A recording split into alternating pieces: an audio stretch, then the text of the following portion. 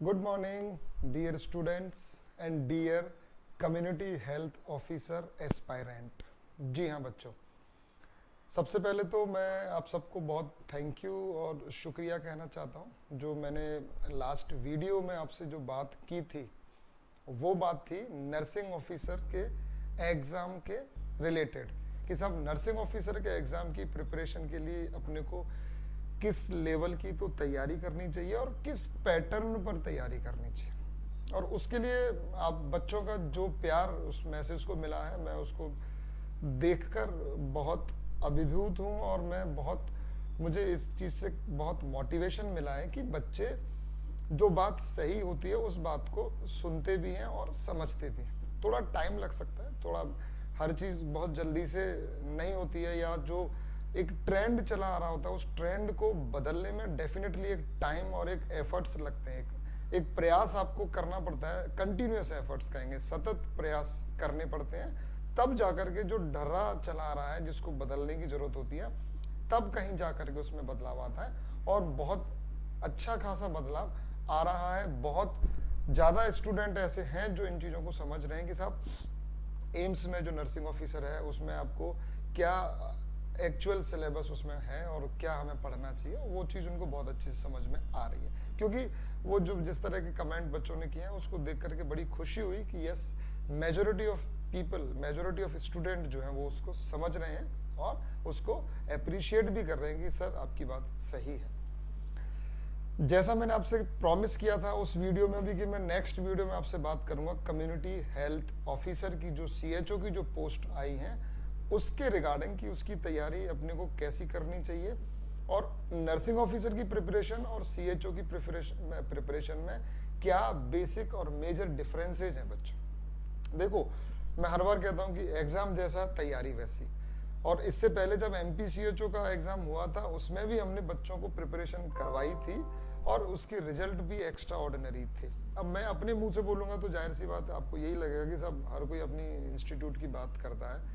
तो अब इसका तो एक ही तरीका है कि आप चेक करें, आप कंपेयर करें, जो नोट्स प्रोवाइड कराए थे उस वक्त उनको भी आप देख सकते हो, या वो तो चलो बीती बात हो गई, उनमें बच्चों ने ज्वाइन भी कर लिया और काफ़ी अच्छे बच्चे सेलेक्ट हुए उसमें। अब अपन जो फोकस कर रहे हैं बच्चों, वो कर रहे हैं जो अपकमिंग सीएचओ की जो एग्जाम्स आ रही हैं। सबसे पहले तो अपने राजस्थान वाली जो एग्जाम है उसकी, हालांकि एग्जाम की डेट अभी नहीं डिक्लेयर हुई है। कुछ बच्चों को ये मैसेज फॉरवर्ड हुआ है या कहीं से भी उनको ये इन्फॉर्मेशन मिली है कि साहब 10 अक्टूबर को एम्स सीएचओ जो राजस्थान वाली सीएचओ उसकी एग्जाम कंडक्ट होने वाली। तो पहले तो मैं आपको ये क्लियर कर देता हूँ कि अभी तक स्टेट गवर्नमेंट ने कोई डेट डिक्लेयर नहीं की है। हालांकि अगर कोई 10 तारीख मान करके जुट गया है तैयारी में तो उसमें नुकसान कुछ नहीं है, आप ये मान के तैयारी कर सकते हो क्योंकि उससे आपकी तैयारी अच्छी होगी और ज्यादा होगी, तो वो कोई नुकसान वाली बात नहीं। लेकिन जो एक्चुअल फैक्ट है वो भी जानना जरूरी है कि सच्चाई क्या है।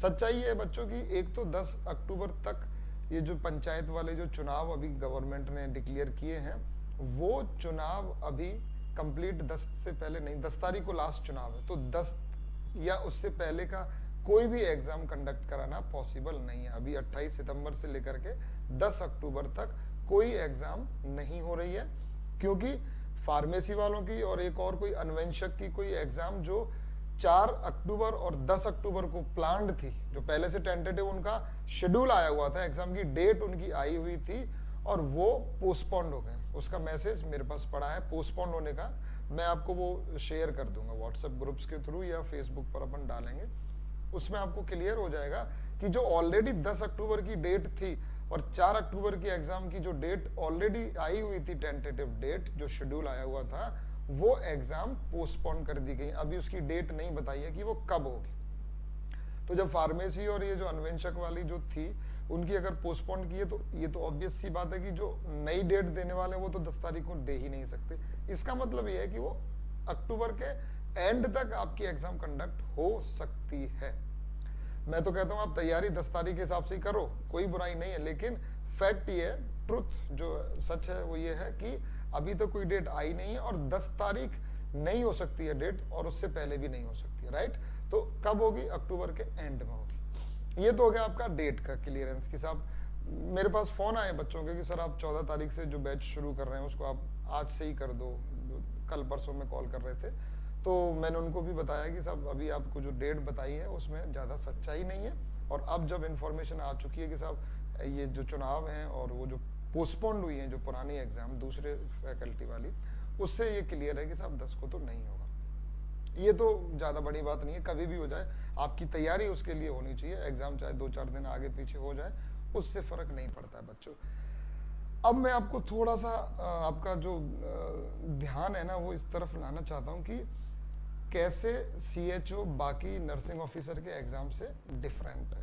भाई एक डिफरेंस तो ये है कि सैलरी का फ़र्क है। इसमें आपको 25,000 रुपये की सैलरी दे रहे हैं, ये सैलरी बुरी नहीं है। खास करके दो एडवांटेज इसके हैं। पहला तो आपको अपने लोकल एरिया में जॉब करने की अपॉर्चुनिटी मिलती है, जो कि एक बहुत बड़ा वरदान समझो आप, कि आपका जो वर्किंग प्लेस है वो आपके नेटिव प्लेस, जो आपका जन्मभूमि है और आपकी कर्म भूमि अगर एक है तो ये बहुत बड़ी एक उपलब्धि है एक तरह से आपकी, कि ये आपकी एक मौका आपको अगर ऐसा मिलता है तो ये अच्छी बात है। तो उसमें आपके रहने का खाने का खर्चा बचता है, तो सैलरी उतनी भी काफ़ी। प्लस हकीकत ये भी है कि अगर आप सीएचओ की तैयारी भी ठीक से कर लेते हैं ना, मतलब नॉलेज अपना ज्ञान थोड़ा सा बढ़ा लेते हैं। मेरा ज्ञान बढ़ाने का मतलब सिर्फ एग्जाम क्लियर करने से नहीं है, थोड़ी सी आप अगर अपनी जो मेडिसिन की नॉलेज को अगर और अच्छा कर लेंगे तो आप प्रैक्टिस भी कर सकते हैं। ऑफिशियली नहीं कर सकते, लेकिन हम जानते हैं कि क्वैक्स प्रैक्टिस करते हैं और कॉम्प्लिकेशन कर देते हैं, तो क्या आपको उनसे ज़्यादा नॉलेज नहीं है? हालांकि सीएचओ पर ऑलरेडी आपको जो भी प्रोग्राम है सरकार के, उनको रनिंग के लिए, वैक्सीनेशन, इम्यूनाइजेशन, वेस्ट मैनेजमेंट, इन सब के लिए तो आप वैसे ही ऑथराइज्ड हैं। साथ में आपको फार्मास्यूटिकल या जो मेडिसिन की जानकारी आपको अच्छी होती है, और मेडिसिन या जनरल मेडिसिन डिजीज के बारे में भी आप काफ़ी कुछ जान चुके होते हैं। तो एक ये भी एक प्लस पॉइंट है स्पेशली मेल कैंडिडेट्स के लिए, कि वो अपनी प्रैक्टिस भी शुरू कर सकते हैं। भाई मैं ये नहीं कह रहा कि आप सीरियस मरीज को या आप जो माल प्रैक्टिस वाली चीज़ तो नहीं करनी है। माल प्रैक्टिस बोलते हैं बच्चों जब हम जैसे क्वैक्स जो करते हैं वो माल प्रैक्टिस, सबको स्टीरॉयड दे देते हैं, हाई एंटीबायोटिक दे देते हैं, जिससे रेजिस्टेंस डेवलप होता है। स्टीरॉयड बॉडी में बहुत नुकसान करते हैं, स्टीरॉयड्स के कॉम्प्लिकेशन हम पढ़ते हैं, तो वो चीज़ नहीं करनी है। लेकिन हाँ, जैसे जैसे आपका कॉन्फिडेंस बढ़ता जाता है तो एक अपॉर्चुनिटी तो रहती है, एक पॉसिबिलिटी रहती है कि हाँ संभावना है कि सब अपने घर पे जॉब पास में आसपास के एरिया में है और अपना प्रैक्टिस भी शुरू कर सकते हैं।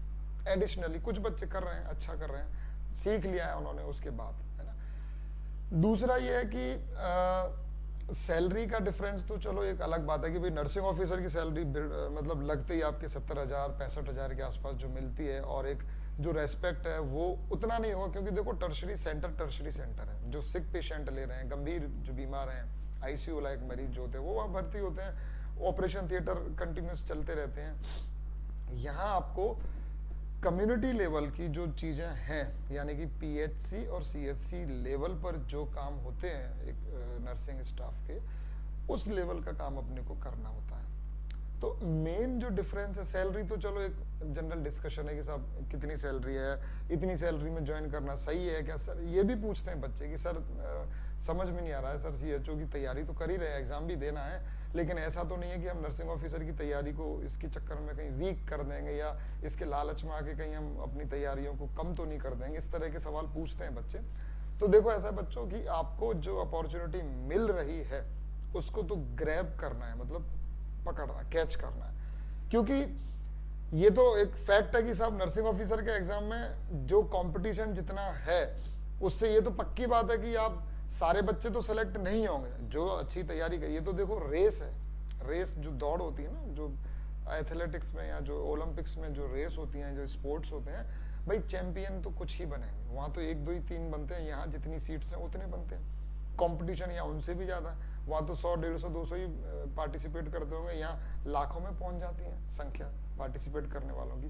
तो कंपटीशन ज़्यादा है, तो कुछ बच्चों के लिए ये जो सीएचओ वाली अपॉर्चुनिटी है वो बहुत ज़्यादा अच्छी अपॉर्चुनिटी है। तो अनडाउटेडली आप इसकी तैयारी करो, पूरी तैयारी करो, और उस पैटर्न पर तैयारी करो जिस पैटर्न पर आपसे इसमें क्वेश्चन पूछे जाने वाले हैं। अब अपन आ जाते हैं इसका जो सिलेबस है and how it is different from nursing officer exam. मैंने आपको लास्ट वीडियो में भी बताया है, मैं फिर आपको याद दिला रहा हूँ, नर्सिंग ऑफिसर का जो सिलेबस है वो बुक्स से बियॉन्ड है, बुक्स के बाहर है, प्रैक्टिकल एस्पेक्ट पर है। उसके अपोजिट जो कम्युनिटी हेल्थ ऑफिसर का है वो एक डिफाइंड सिलेबस, स्टेट गवर्नमेंट ने एक सिलेबस डिफाइन किया है राजस्थान के लिए, राजस्थान की गवर्नमेंट ने डिफाइन कर दिया है, वो मेरे पास है, मैं अभी आपसे उसको शेयर करूंगा, उसको भी अपन डिस्कस करेंगे कि इसमें क्या क्या चीजें इंक्लूडेड है और इसकी क्या इंपॉर्टेंस है। वहां ऐसा होता था कि आउट ऑफ सिलेबस ज्यादा आते थे, पता ही नहीं चलता था कौन से सब्जेक्ट में से है, किस टॉपिक से है ना, और कभी पढ़ाई नहीं है, कभी सुनाई नहीं है, इस तरह के सवाल आते थे।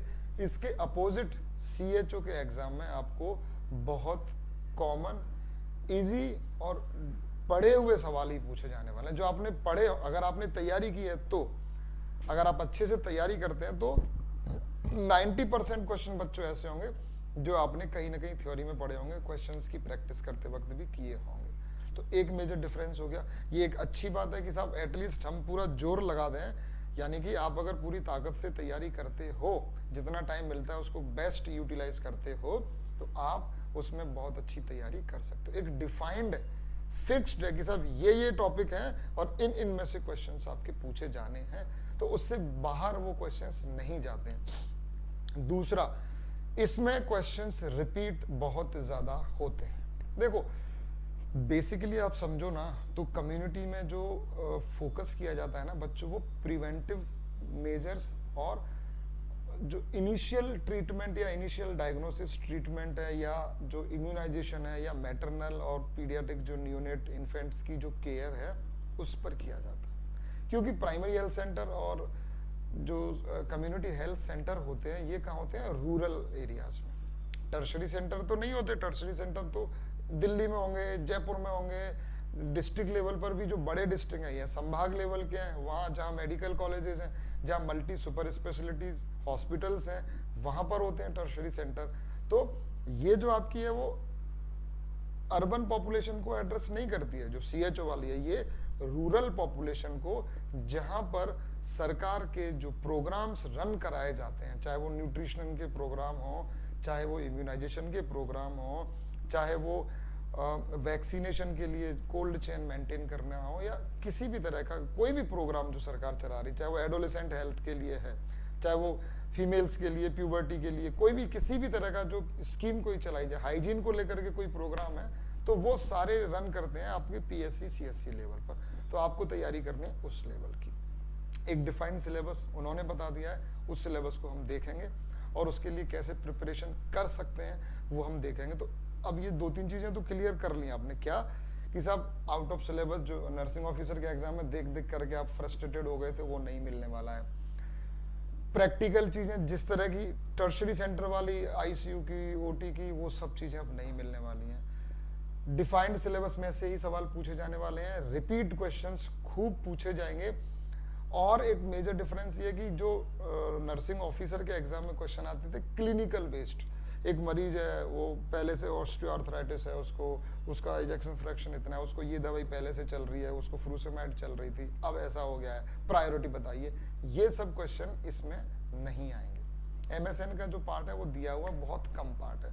मेजर पार्ट मैटरनिटी, जो आपका गायनेकोलॉजिकल कंडीशंस, कुछ सर्जिकल मेडिसिन कंडीशन है, उसके अलावा पीडियाट्रिक्स वाली हैं, उसके अलावा मेन है आपकी कम्युनिटी हेल्थ नर्सिंग।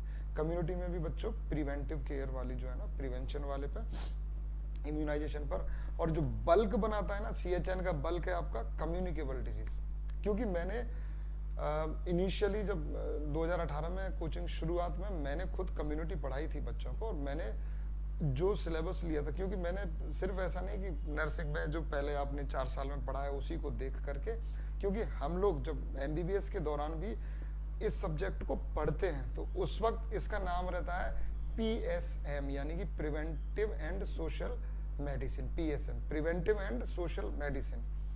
और मैं आपको बता दूं, और मैंने जब बच्चों से बात की थी जो कोचिंग में पढ़ने के लिए आते थे, उनमें एक बुक आती है एक्चुअली के पार्क नाम से, पार्क की बुक आती है। आप में से बहुत बच्चों ने उस बुक का नाम सुना होगा या देखी होगी, और कुछ बच्चों ने वो बुक पढ़ी भी है।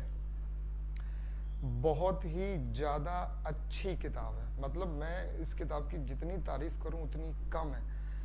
मैं एक अपनी पर्सनल एक्सपीरियंस से ये बात बता रहा हूँ। मैं तो MBBS MD किया हुआ हूँ, लेकिन मैं आपको, क्योंकि मैंने अब आपके हर तरह के पेपर देखे हुए हैं, CHN में क्या पूछते हैं, नर्सिंग ऑफिसर में क्या पूछते हैं, लिटरली मैं आपको फैक्ट बता रहा हूँ। अगर आप उस बुक को पढ़ लो ना अच्छे से, तो उस बुक में से आपके ना सिर्फ कम्युनिटी हेल्थ नर्सिंग के CHN के आपके पूरा सिलेबस कवर हो जाएगा, बल्कि OBG का और गायनी का भी बहुत सारा पार्ट, पीडियाट्रिक्स के बहुत सारे टॉपिक आपको उसमें मिल जाएंगे। MSN के और जो कम्युनिकेबल डिजीज तो उसमें डिटेल में दी हुई है, लेकिन आपका जो बेसिक इवन CVS या जो र्यूमेटिक हार्ट डिजीज वगैरह जैसे टॉपिक होते हैं ना, वो सब आपको उसमें बहुत अच्छे मिल जाते हैं। लेकिन प्रॉब्लम क्या है कि उसको पढ़ने के लिए आपको कम से कम 3 महीने चाहिए। मैं आपको बता दूं, 3 महीने तो तब है जब आप बहुत टिका करके पढ़ोगे। टिका के पढ़ना बोलते हैं कि साहब आप कम से कम 8 घंटे 6 घंटे का सिटिंग टाइम दे पा रहे हो। तो इतना अगर आप 3 महीने तक कंटिन्यूस दोगे तब जाकर के आप उसको ठीक से पढ़ पाओगे। इतना टाइम अपने पास नहीं है। मैक्सिमम 1.5 महीना और मिनिमम 1 महीने का टाइम हमारे पास है अभी, ठीक है।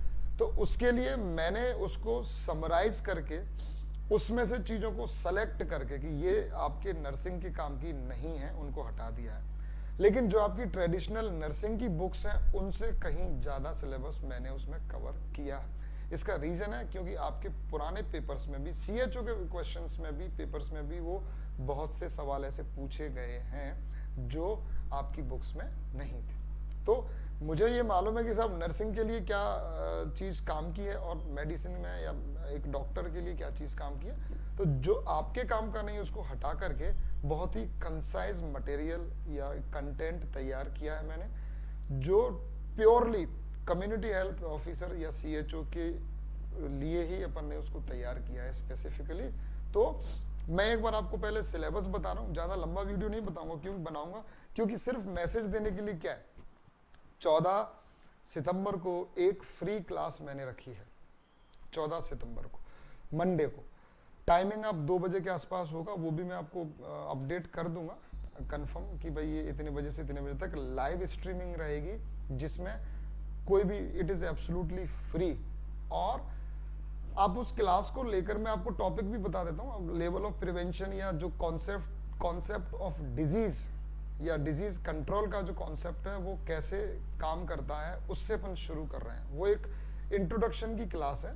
वो क्लास सिर्फ ये बताने के लिए कि जिन लोगों ने मेरे बारे में या मेरी कोचिंग के बारे में इस तरह का अफवाहें फैलाई थी या दुष्प्रचार करने की कोशिश की गई थी, देखो आप नेगेटिव चीजें करते तो कभी कामयाब नहीं हो सकते।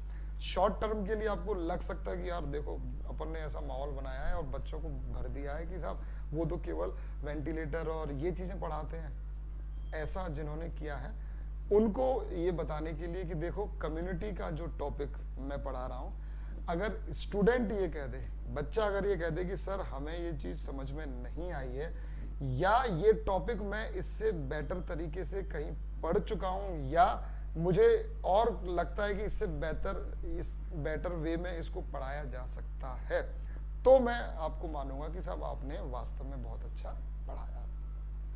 लेकिन तय स्टूडेंट को करना है। भाई मैं तो ये नहीं कह रहा कि कोई और नहीं पढ़ाएगा या मैंने ही पढ़ाया, लेकिन लेट द स्टूडेंट डिसाइड। मैं बच्चों को एड्रेस करके कहता हूं कि आप एक बार उस टॉपिक को पढ़ो, क्योंकि ऐसा नहीं है कि मैंने वेंटिलेटर और ABG या ECG ये तो पढ़े हैं मैंने पिछले 7-8 साल पहले, जब मैंने MD करी थी, या MD के बाद मैं जो क्रिटिकल केयर में काम किया तब मैंने ये चीजें डील करी हैं। लेकिन ड्यूरिंग MBBS और ड्यूरिंग प्रिपरेशन मैंने वो सारी चीजें पढ़ी हैं, जिसमें आपकी कम्युनिटी हेल्थ नर्सिंग भी इंक्लूडेड है। देखो ऐसा एक तो अपने दिमाग से इस चीज को निकालना पड़ेगा कि सब मेडिसिन या डॉक्टर का काम अलग होता है और नर्सिंग का काम अलग होता है। जॉब प्रोफाइल अलग हो सकती है, होती है इनफैक्ट, कि भाई मेरे को ICU में पूरे 15 मरीज 16 मरीज देखने हैं, नर्सिंग स्टाफ को 2 या 3 मरीज, या वेंटिलेटर पर है तो 1 मरीज देखना होता है। मैं ये नहीं कह रहा काम आपका कम होता है, काम आपके पास हो सकता है फिजिकल वर्क मेरे से भी ज्यादा हो, लेकिन हमेशा काम एक टीम की तरह होता है। चाहे आप PHC पर हैं, PHC पर भी जो इंचार्ज होगा या मेडिकल ऑफिसर होगा वो कोई भी प्रोग्राम है उसको रन करने के लिए वो सारी रेस्पॉन्सिबिलिटी डिस्ट्रीब्यूट कर देता है कि साहब एएनएम को ये काम दे दिया है, नर्सिंग स्टाफ को ये काम दे दिया है, जो आशा सहयोगिनी है उसको समझा दिया है कि भैया तुम्हें ये काम करना है। समझ रहे हैं? जो सब सेंटर का काम है वो सब सेंटर वाले को बता दिया कि साहब आपको ये काम करना है। जो पीएससी वाले का है वो पीएससी वाले को, सीएससी वाले का है जो सीएससी वाले को, डिस्ट्रिक्ट हॉस्पिटल वाला है जो डिस्ट्रिक्ट हॉस्पिटल। तो it is always a team work. तो ये भी दिमाग से निकाल दो कि साहब नहीं, जब तक कोई नर्सिंग का ही पढ़ाएगा तभी हमें लगेगा कि साहब नहीं ये हमारे काम की चीज है, ऐसा नहीं है। और ये तो मेरा पर्सनल आउटलुक है कि साहब मैंने डॉक्टर होने के बावजूद नर्सिंग को पढ़ाना प्रेफर किया। भाई मुझे लगा कि मेरा इंटरेस्ट है, मुझे इसमें मजा आता है, और कोई I am well qualified, I am over qualified, but ये तो मेरी चॉइस है ना कि मैं पढ़ाना चाहता हूँ तो पढ़ा सकता हूँ। तो ये भी शुरू में लोगों ने सवाल उठाए थे कि साहब ये डॉक्टर होकर के क्यों पढ़ाते हैं, और तरह तरह के। तो अपन उनके बारे में बात नहीं करेंगे, लेकिन उनको जवाब अपन जरूर देंगे। क्यों देंगे? क्योंकि लोगों को पता चलना चाहिए। तो 14 तारीख को अपन जो टॉपिक लेंगे, प्रोबेबली कॉन्सेप्ट ऑफ डिजीज, बहुत बेसिक से शुरू करेंगे और उसको अपन एक टॉपिक को कवर करेंगे। उस पर मैं हो सकता है कुछ क्वेश्चन और आंसर की आपको प्रैक्टिस भी करवाऊं, और अलग तरीके से आपको वो अप्रोच मिलेगी जिससे आप उसमें भी कोई नया सवाल अगर बनता है तो उसको बच्चों आप ठीक आंसर दे सकते हो। मैंने कहा है कि रिपीट होते हैं क्वेश्चन, लेकिन 100% कभी रिपीट नहीं होंगे। 60 से 70% क्वेश्चन ऐसे होंगे जो पहले किसी न किसी एग्जाम में पूछे गए होंगे या उनकी लैंग्वेज एज इट इज उठाई गई होगी। जो लंबे लंबे जो क्लिनिकल हिस्ट्री वाले जो क्वेश्चन आते थे नर्सिंग ऑफिसर में, वो नहीं पूछे जाएंगे। छोटे छोटे क्वेश्चन होंगे, टू द पॉइंट भी होंगे, और लैंग्वेज में ट्विस्ट देने की बहुत ज्यादा पॉसिबिलिटी नहीं होगी। थोड़ा बहुत तो अभी भी करेंगे, इसलिए वो जो फोकस करने वाली बात है ना कि क्वेश्चन की लैंग्वेज को ध्यान से पढ़ना है, एक एक शब्द को।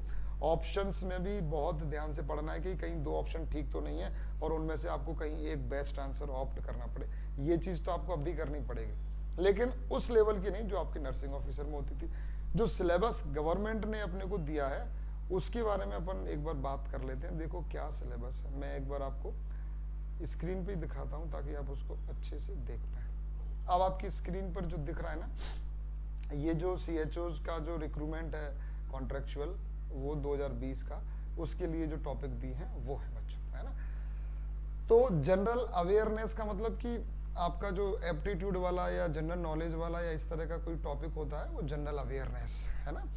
बेसिक्स ऑफ ह्यूमन बॉडी का मतलब है जिसको आप एनाटॉमी के नाम से पढ़ते हो ना, एनाटॉमी। ये एक्चुअली पेन इस पे बहुत अच्छा नहीं चलेगा क्योंकि PDF फॉर्मेट है, जो स्कैन करके भेजा है, जो सब जगह अपन ने देखा है वही वाला। तो बेसिक्स ऑफ ह्यूमन बॉडी मतलब ये आपकी एनाटॉमी के बारे में बेसिक इंफॉर्मेशन है। डेप्थ में नहीं जाना है, डिटेल में नहीं जाना, लेकिन बेसिक बेसिक है ना। देखो लिखा भी उन्होंने बेसिक्स है, हर देखो दोनों में उन्होंने लिखा basics of human body, basics concept of public health. इसका मतलब कि एडवांस और डिटेल्ड आपको नहीं पूछेंगे, केवल बेसिक इंफॉर्मेशन, आपको बेसिक नॉलेज होना चाहिए।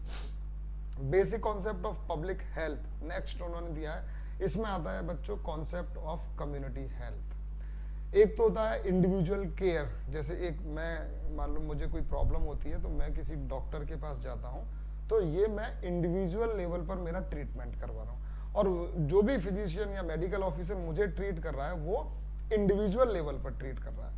लेकिन वो मेडिकल ऑफिसर अगर कोई ऐसा काम कर रहा है कि मच्छर मारने की दवाई छिड़कवा रहा है, या कुएं आजकल नहीं है लेकिन पानी की क्लियरेंस के लिए टंकी में अगर कोई वो क्लोरिनेशन करवा रहा है पानी की टंकी में ताकि शुद्ध पानी मिले, तो या कोई वैक्सीनेशन प्रोग्राम चला रहे हैं, तो ये पूरी कम्युनिटी के लिए होता है।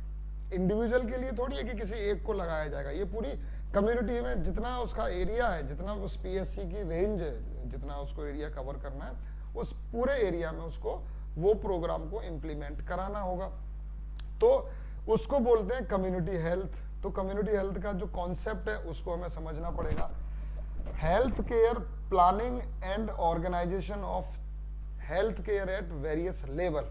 वेरियस लेवल्स आपके आप जानते होंगे बच्चों क्या क्या होते हैं। वेरियस लेवल्स होते हैं, आपका सब सेंटर होता है, पेन थोड़ा सा दिक्कत करेगा, सब सेंटर होता है आपका PH आंगनवाड़ी और वो सारी, मैं अभी लिखने की जरूरत नहीं है, अपन तो सिर्फ एक बेसिक देख रहे हैं कि मोटा मोटा क्या है। सैनिटेशन, और एनवायरमेंटल हेल्थ एक अलग टॉपिक है, काफी इंपॉर्टेंट टॉपिक है, इजी क्वेश्चन है लेकिन एक बार पढ़ा हुआ होना चाहिए। सबसे मजेदार बात यह है कि मैं पहली बार ऐसी चीजें पढ़ाऊंगा जो लोग अब पहली बार पढ़ रहे होंगे उनको, कि बहुत ही इजी और मजेदार है। अभी तक तो मैं इतनी डिफिकल्ट चीजें ही मेरे हिस्से में आ रही थी सिलेबस में, जो आपने पहले कभी नहीं पढ़ी होती थी, तो हर बच्चे को समझ में भी नहीं आती थी और उनको लगता था यार ये तो इनको और चीजें तो आती नहीं होंगी, ये तो इतना हाईफाई ही पढ़ा है इन्होंने। ऐसा हो ही नहीं सकता, आप हाईफाई चीजें पढ़ने से पहले बेसिक्स जाने बिना आप पढ़ ही नहीं सकते, ना समझ सकते हैं। तो ये तो आपकी चीजें इतनी पढ़ी हुई हैं और पहले की नर्सिंग के दौरान भी आपने पढ़ी है और बहुत ही आसान है। अगर आप पहली बार भी पढ़ोगे ना तो बहुत ही ईजी है। Introduction of epidemiology, epidemiological approaches and process, ये भी बहुत ही मजेदार और इजी टॉपिक है। एक बार समझने की जरूरत है, बस एक बार अच्छे से समझ के उसको क्वेश्चन आंसर की प्रैक्टिस कर लो, कभी इसमें क्वेश्चन गलत नहीं करोगे। डेमोग्राफी, जिसमें आप पॉपुलेशन की स्टडी करेंगे। सर्विलेंस, देखो सर्विलेंस इन्होंने डाला है, पहली बार जब मैंने ये बच्चों को पढ़ाई थी ना सर्विलेंस, तो कुछ पुराने स्टूडेंट्स थे जो दूसरी कोचिंग में पढ़ चुके थे या दो कोचिंग में भी सिलेबस कर चुके थे, तो उनको ये लगा था कि सर सर्विलेंस हमने कभी पढ़ा नहीं है और ये शायद नर्सिंग के सिलेबस में नहीं है, लेकिन इसमें साफ लिखा हुआ है कि सर्विलेंस आपके सिलेबस में है। इंटरप्रिटेशन ऑफ डेटा, इसमें भी आपको बहुत ज्यादा नहीं, मीन, मोड, मीडियन, इस तरह का जो है ना वो सब चीजें, डेटा को कैसे इंटरप्रिटेट करते हैं वो आपको आना चाहिए। बायोमेडिकल वेस्ट मैनेजमेंट, ये गागर में सागर है। कुछ टॉपिक होते हैं बच्चों जिनको गागर में सागर कह सकते हैं। इन्फेक्शन कंट्रोल भी गागर में सागर है। गागर में सागर का मतलब होता है बहुत कम पढ़ने पर बहुत ज्यादा क्वेश्चन आपके तैयार हो जाते हैं। देखो जब अपन कम्युनिकेबल डिजीज पढ़ेंगे ना, उसमें आपको बहुत सारा पढ़ना पड़ेगा, क्वेश्चंस भी उसमें से आते हैं, लेकिन बहुत पढ़ोगे और क्वेश्चन आपको पता नहीं रहेगा कि किस में से आएगा, क्योंकि इतनी कम्युनिकेबल डिजीज पढ़ेंगे, नॉन कम्युनिकेबल डिजीज पढ़ेंगे, वो बहुत लंबा टॉपिक है, लेंथी है। सबसे बड़ा टॉपिक ये कम्युनिटी का वही है। लेकिन बायोमेडिकल वेस्ट में क्या आपको फायदा मिलेगा या क्या आपकी स्ट्रेटेजी होनी चाहिए कि ये छोटा टॉपिक है लेकिन 100% क्वेश्चन आएगा ही आएगा। इन्फेक्शन कंट्रोल में से 100% क्वेश्चन आएगा, 1 2 4 5 क्वेश्चन आएंगे तो आएंगे। छोटा सा टॉपिक है, एक बार ढंग से पढ़ाने कि आपके क्वेश्चन 100% गलत नहीं होंगे, गारंटी हो जाएगी इस बात की, है ना। इसके बाद में आ गया बच्चों ये चाइल्ड हेल्थ। तो चाइल्ड हेल्थ में अपना जो बैच शुरू होगा ना 14 तारीख से, उसमें चाइल्ड हेल्थ वाले जो पीडियाट्रिक वाले सर हैं वही मैक्सिमम चीजें कवर करेंगे। कुछ टॉपिक ऐसे होंगे जो जैसे यूनिवर्सल इम्यूनाइजेशन ऑफ प्रोग्राम है ना, ये जो हमारी एक मैडम फैकल्टी जो है, फीमेल फैकल्टी हैं, जो आपको ओबीजी पढ़ाएंगी, है ना, ओबीजी को टॉपिक्स कवर करेंगी।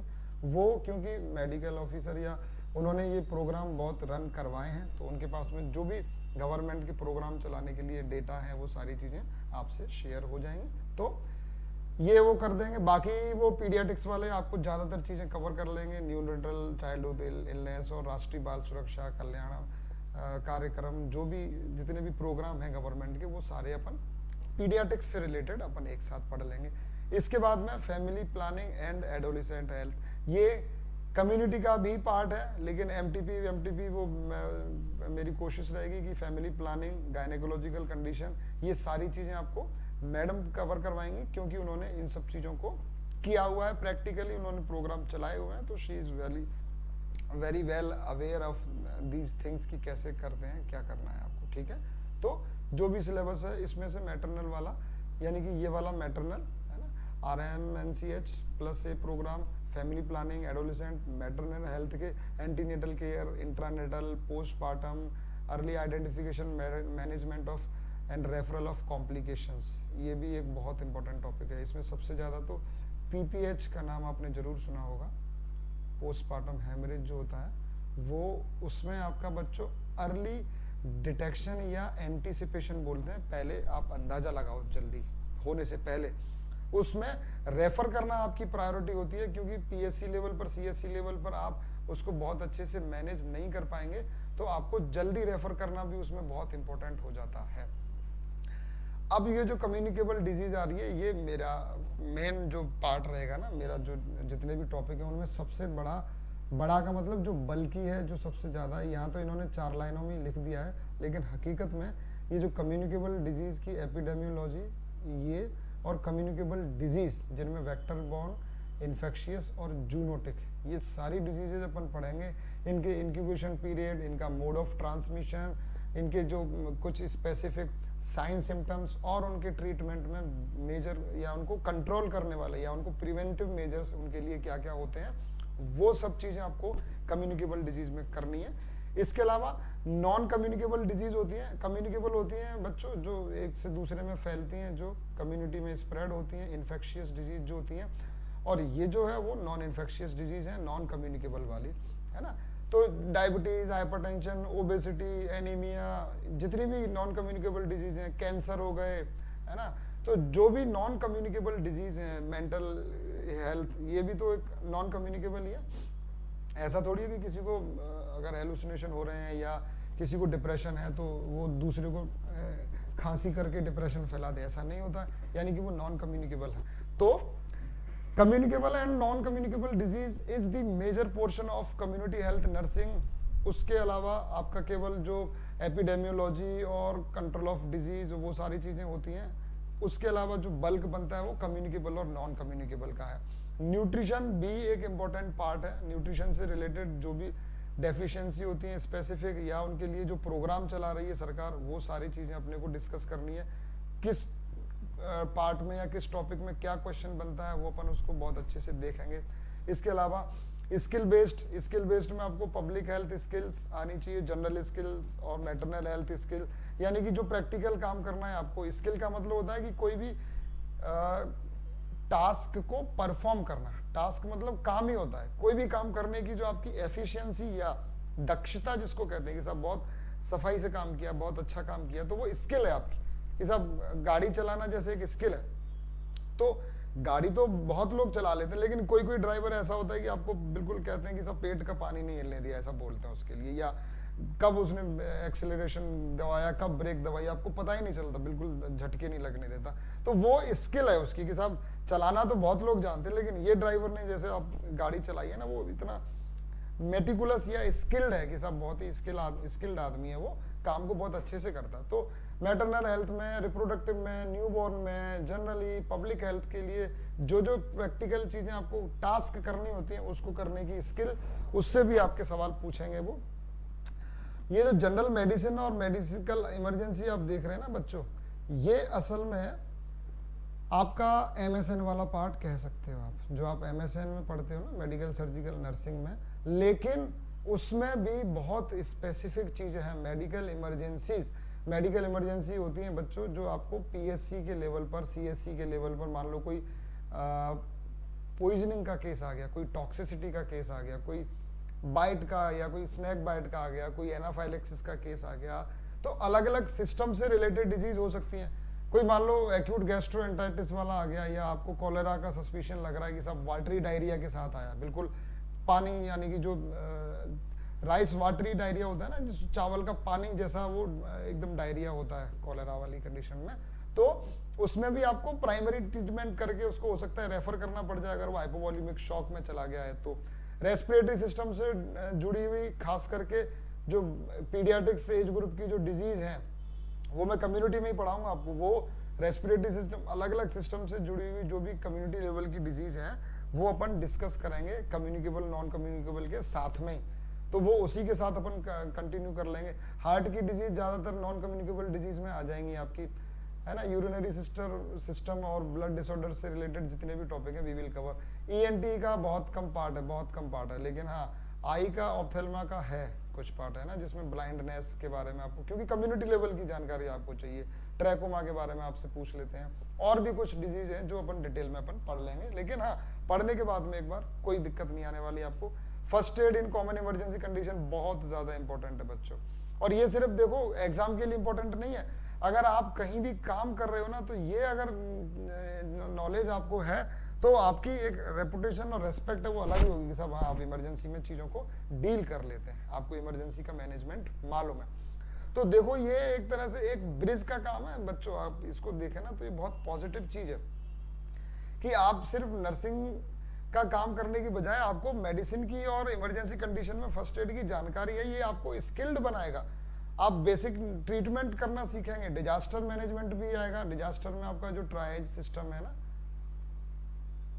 ट्राइज में वो अलग अलग फ्लैग लगाते हैं कि साहब कौन सा वाला प्रायोरिटी आपको रखनी है। डिजास्टर मैनेजमेंट बहुत ही बढ़िया इंटरेस्टिंग सा छोटा सा टॉपिक है, अपन इसको कवर करेंगे बहुत अच्छे से। फार्मेकोलॉजी में एसेंशियल ड्रग्स, तो इमरजेंसी मैनेजमेंट या इमरजेंसी कंडीशन के लिए जो ड्रग है वो इमरजेंसी ड्रग भी आपको पता होनी चाहिए। इसके अलावा जो एसेंशियल ड्रग्स हैं इनकी लिस्ट रहती है पूरी पीएससी सीएससी पर, जो कॉमन काम आने वाली ड्रग्स हैं उनके बारे में। और ये भी बिल्कुल बेसिक, इसके आगे आप लिख दो क्योंकि ये बेसिक्स ही है ना, ये बेसिक है, इसमें कोई एडवांस आपसे नहीं पूछने वाले हैं। देखो नर्सिंग ऑफिसर के में तो पूछ लेते थे, क्यों पूछ लेते थे?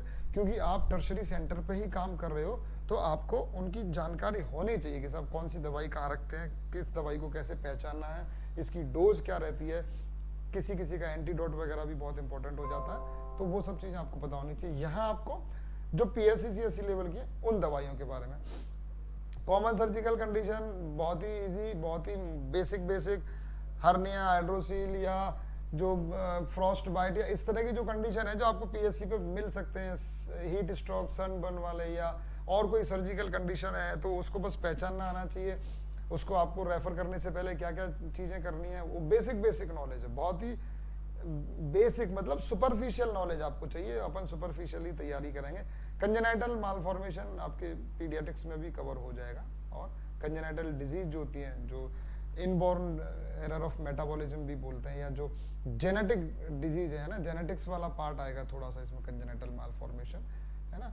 इसके अलावा कुछ मिसलेनियस टॉपिक हैं जो बहुत ज़्यादा इनमें से क्वेश्चन नहीं बनेंगे, लेकिन हाँ ये इसमें अपन मिसलेनियस में वैसे आपको बताना चाहूँगा बच्चों कि इसमें अपन एप्टीट्यूड वाला और जो आपका मैथ्स और रीजनिंग का स्पेशली एप्टीट्यूड, ये पेन मेरा चल नहीं रहा है ना, एप्टीट्यूड के अलावा रीजनिंग वाली क्लासेस अपन लगवाएंगे, स्पेशल क्लासेस, लाइव क्लासेस रहेंगी। मतलब वही आप जैसे बाकी ऐप में पूरे पैकेज में जो बाकी क्लासेस रहेंगी वैसे ही एक अलग फैकल्टी जो इसकी स्पेशल फैकल्टी है।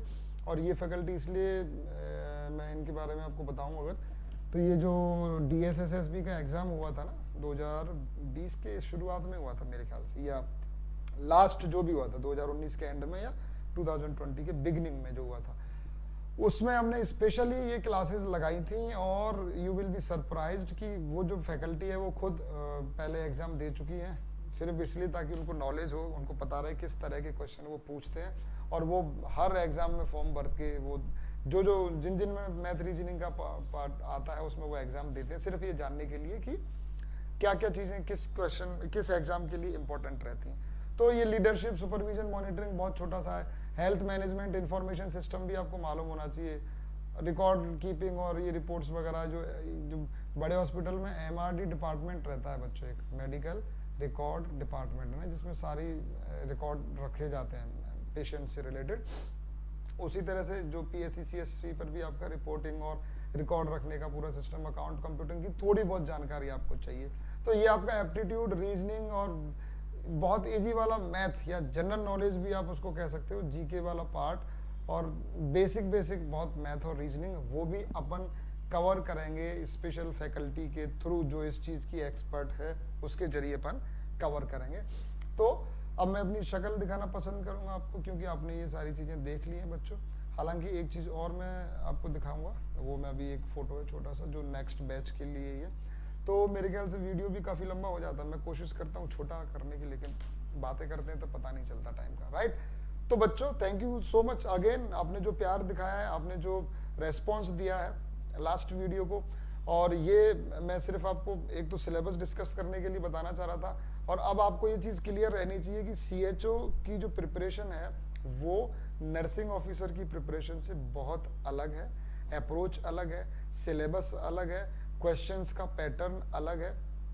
छोटे क्वेश्चन, वन लाइनर, या अगर कोई लंबा क्वेश्चन भी देंगे तो उसमें बहुत कॉम्प्लिकेटेड चीज़ें नहीं होंगी। लैंग्वेज अगर लंबी भी देते हैं तो अल्टीमेटली आपसे कुछ ना कुछ न्यूट्रिशन का ही पूछेंगे, या कोई प्रोग्राम के बारे में पूछेंगे, या कम्युनिटी लेवल का कोई भी मैनेजमेंट पूछते हैं, तो उस तरह की चीज़ें ही आपसे पूछी जाएंगी। तो लास्ट जो जानकारी मैं आपको देना चाह रहा हूँ वो ये है कि अपना जो बैच है वो 14 तारीख से शुरू होगा, ठीक है। तो 14 तारीख से अपनी क्लासेस रेगुलर शुरू हो जाएंगी बच्चों। आप रजिस्ट्रेशन करवा सकते हैं। फीस बहुत नॉमिनल रखी है। अगर आपको वैसे आप अपडेटेड होंगे, कुछ जगह आपको फ्री भी मिल सकता है, अपने यहाँ फ्री नहीं है, तो आप चाहें तो फ्री वाला तो फ्री में मिलेगा ही मिलेगा, आप दोनों को भी कर सकते हो, क्योंकि फ्री के लिए तो आपको कुछ करना नहीं, दैट इज अवेलेबल। अपने यहाँ एक नॉमिनल सा मिनिमल सा चार्ज रखा है मैंने जानबूझ करके, क्योंकि इससे पहले हमने जब फ्री करवाए है ना, तो बच्चों का रिएक्शन है वो मिक्स्ड आया है। कुछ बच्चे उससे खुश थे कि सर ठीक है बहुत अच्छा, लेकिन कुछ बच्चों ने कहा कि सर अपन जो फ्री करते हैं अपन तो बच्चों के भले के लिए करते हैं, लेकिन बच्चों में इसका मैसेज एकदम गलत चला जाता है, उल्टा जाता है कि साहब ये तो पता नहीं फ्री इसलिए दे रहे हैं कि शायद कंटेंट अच्छा नहीं होगा। कुछ बच्चों का ये भी कहना था कि सर एक ऑनेस्टली हम बताएं कि इंटरनली उनका एक्सपीरियंस ये था कि सर जब हम फ्री वाली क्लासेस लेते हैं ना, तो हमारी जो एफिशिएंसी है या हमारा जो कंसंट्रेशन है, हमारी जो सिंसियरिटी है वो बहुत कम हो जाती है। ये ह्यूमन नेचर की वजह से है कि सर हमें जब थोड़ी फीस हम दे करके पढ़ते हैं ना, तो हमें पता नहीं एक साइकोलॉजिकल एक ये रहता है दिमाग में कि साहब फीस दी है, एग्जाम आ रहे हैं, एग्जाम की डेट आ चुकी है और अपन ने फीस जमा कराई है, तो हमें पढ़ना है और अच्छे से ध्यान लगा करके पढ़ना है। तो जो भी फैक्टर्स होते हैं अपन ने बहुत ही नॉमिनल सी फीस रखी है कि साहब 3,000 रुपये से 1 रुपया कम है ना, ये 1 रुपये का स्पेशल डिस्काउंट है, भारी छूट आपको दी गई है 3,000 में भी। तो लेकिन आपको इसमें मिलेगा क्या बच्चों, इसमें आपको सबसे बड़ा तो सिलेक्शन मिलेगा, और उस सिलेक्शन के लिए अपने जो हथियार रहेंगे उसमें अपन नोट्स प्रोवाइड कराएंगे। जो मैंने आपको अभी बताया था कि स्पेशल मटेरियल जो अपन ने प्रिपेयर किया है, वो नोट्स आपको ऐप पर अवेलेबल रहेंगे। मतलब आप जैसे अभी जो टॉपिक क्लास में चल रहा है उसके अलावा भी कोई टॉपिक आप उसमें पढ़ना चाहो तो जब चाहो जैसे चाहो आप पढ़ सकते हो, नोट्स आपको अवेलेबल करा दिए जाएंगे। क्लासेज अपनी रेगुलर क्लासेज रहेंगी। रेगुलर क्लासेज में आपका CHN की क्लास रहेगी, ये पेन अगर चल जाता तो मजा आता है ना, CHN की क्लासेज रहेंगी, राइट। अच्छा इस पर नहीं चलेगा, देखो जो अपन ने फुल सिलेबस रखा है ना, तो ये गवर्नमेंट के अकॉर्डिंग है। इसमें कम्युनिटी वाली रहेगी, OBG वाली रहेगी, पीडियाट्रिक्स की रहेगी बच्चों, और मैथ रीजनिंग की भी रहेगी। इसके अलावा कम्युनिटी में पूरा जो भी डिटेल टॉपिक है वो सारे अपन कवर करेंगे। साइकेट्री का इन्होंने कहीं मेंशन किया नहीं है, लेकिन जो नॉन कम्युनिकेबल डिजीज के साथ में आपको पढ़ा देंगे, जो कॉमन कुछ साइकेट्रिक डिसऑर्डर है, जो बेसिक नॉलेज है। इसके अलावा बच्चों टेस्ट सीरीज, इसके लिए अपन, मैं समझता हूँ अगर आप नर्सिंग के फील्ड में हैं और तैयारी को लेकर के बहुत एक्टिवली अगर आप सर्च करते रहते हैं या इंफॉर्मेशन से अपडेटेड रहते हैं, तो प्रयोग की टेस्ट सीरीज के बारे में आपने जरूर सुना होगा। और ऐसा नहीं है कि हम सिर्फ नर्सिंग ऑफिसर के लिए ही सबसे अच्छी टेस्ट सीरीज है हमारी। जब हम कम्युनिटी की तैयारी कराएंगे तो कम्युनिटी के आपको इतने अच्छे और बेहतरीन क्वेश्चंस मिलेंगे जो आपने पहले नहीं पढ़े होंगे, क्योंकि नए सवाल इसमें भी पूछे जाएंगे। कम से कम 30% सवाल ऐसे होंगे जो आपके लिए बिल्कुल नए होंगे, और आप उनको तभी कर सकते हो जब आपने उसको अच्छे से प्रिपेयर किया हो, उसकी थ्योरी को बहुत ढंग से आपने पढ़ा हुआ हो। तो last but not the least, इससे पहले कि मैं वीडियो को एंड करूं बच्चों, एक बार रिमाइंड कराऊंगा कि 14 सितंबर 2020 जो कि मंडे है, उसको अपनी एक फ्री क्लास रहेगी, है ना, ये आपका YouTube स्ट्रीमिंग रहेगी, है ना, YouTube पर फ्री क्लास रहेगी स्ट्रीमिंग के जरिए। तो 2 बजे से रहेगी मेरे ख्याल से, अभी मुझे ज़्यादा फंक्शन नहीं पता है उसमें, तो शायद अपन जो स्ट्रीमिंग की है क्लास उसको आगे तक कंटिन्यू भी रख सकते हैं, मतलब वो बाद में भी अवेलेबल रहेगी, ऐसा भी होता है। लेकिन आप कोशिश करना कि आप लाइव स्ट्रीमिंग को ज्वाइन कर पाए। लाइव में क्या होता है कि आपकी क्वेरी अगर कोई है तो यू कैन कमेंट, और आप कुछ क्वेश्चन पूछना चाहते हो तो आप उसके क्वेश्चन भी पूछ सकते हो। चलिए दोस्तों, बहुत लंबी बात हो गई है, अब मिलेंगे अपन 14 तारीख को 2 बजे अपन लाइव स्ट्रीमिंग के साथ मिलते हैं। तब तक आप थोड़ा बहुत अपनी प्रिपरेशन को चालू कर दें, क्योंकि आपको अपने लेवल पर, पर्सनल लेवल पर भी एफर्ट्स लगाने होते हैं। और देखो बच्चों, ये तो फैक्ट है कि जो भी आपको कामयाबी मिलती है, जो सफलता आपको मिलती है, उसमें अगर सबसे बड़ा कंट्रीब्यूशन अगर किसी का होगा तो वो आपका खुद का ही होगा, स्टूडेंट का खुद का होता है। क्योंकि अगर मान लो 1000 बच्चे इसी चीज को पढ़ रहे हैं, किसी एक टीचर से ही पढ़ रहे हैं, सेम टीचर से, तो भी 1000 बच्चों में सबका रिजल्ट अलग अलग होगा। अलग अलग है इसका मतलब कि टीचर के पढ़ाने का तरीका तो सेम ही था, इसका मतलब कोई और चीज भी है जो इस रिजल्ट को अफेक्ट करती है, इस रिजल्ट को निर्धारित करती है। वो चीज क्या है?